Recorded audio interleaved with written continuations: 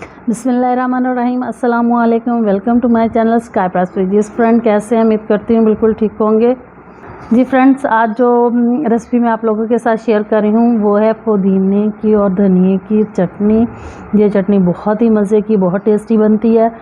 जिसके लिए मैंने ये एक कट्टी जो है वो धनिया लिया है। इसको मैंने ऐसे इतना देखें धनियों के साथ उतार के रख लिया, बिल्कुल ऐसे नीट करके। इसको आपने अच्छे से वॉश करना है।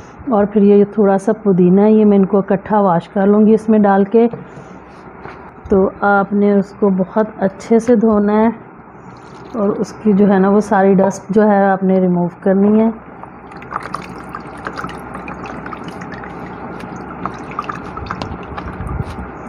ऐसे इसका जो है ना सारा पानी हम निकाल देंगे।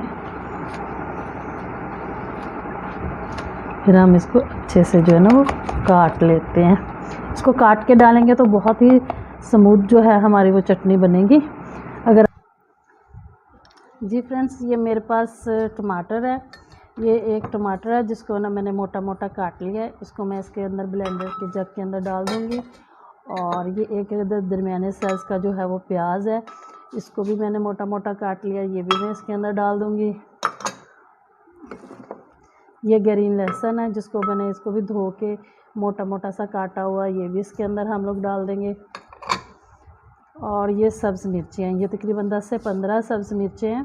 यहाँ उतार कर इनको ना काट के डालूँगी। जी फ्रेंड्स, ये सब्ज़ मिर्चें हैं जो मैंने काट ली हैं। अब इसको भी इसके अंदर शामिल कर दूँगी। ये तकरीबन 8 से 10 मिर्चें थी।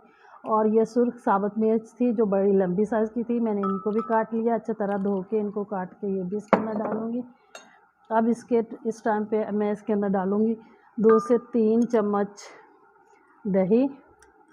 बस इसके, क्योंकि मैंने इसके अंदर पानी शामिल नहीं करना है, इसको ब्लेंड करने के लिए दही ही डालना है।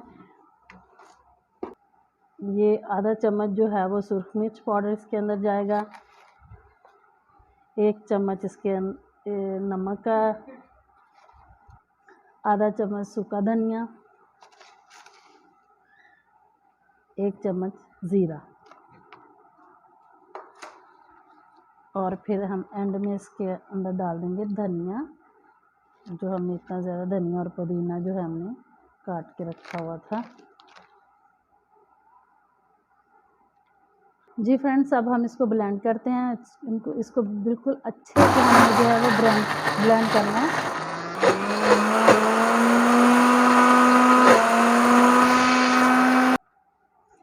जी फ्रेंड्स, देखिए हमारी चटनी जो होगी बिल्कुल तैयार हो गई है। ये देखिए ऐसे स्मूथ हो गई है। हमने इसको फ्राई नहीं करना है, इसको ऐसे ही महफूज करना है। और ये तकरीबन 8 से 10 दिन इसका फ्लेवर बिल्कुल ख़राब नहीं होता। 1 हफ़्ता आप इसको आराम से इस्तेमाल कर सकते हैं। ये बहुत ही मज़े की, बहुत टेस्टी बनती है। ये देखिए मैं इसको एक बाउल में निकालती हूँ। बिस्मिल्लाहिर्रहमानिर्रहीम। और ये इतनी पतली भी नहीं है क्योंकि मैंने इसके अंदर पानी नहीं डाला।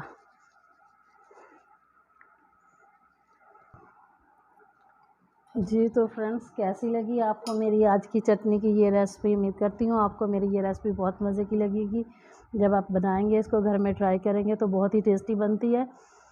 अगर आपको मेरी चटनी की ये रेसिपी अच्छी लगती है तो मेरी वीडियो को लाइक कीजिए, मेरे चैनल को सब्सक्राइब कीजिए और साथ में लगे बेल आइकन को ज़रूर दबाइएगा ताकि मेरी आने वाली हर वीडियो का नोटिफिकेशन सबसे पहले आपको मिल सके।